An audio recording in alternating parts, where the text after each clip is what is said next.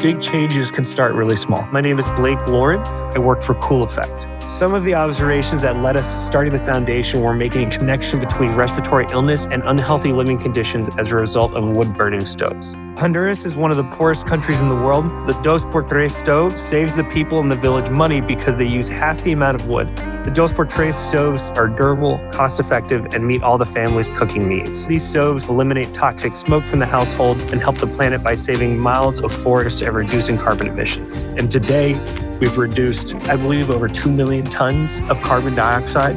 The cook times have sped up so that the women and children don't have to be inside the homes all day. They can go out, they can get an education. They also create employment opportunities. To date, 26 businesses and 172 jobs have been created. The 2x3 stove has benefited nearly 1 million people, spanning 200,000 households. It's been a really effective stove in kind of having large-scale change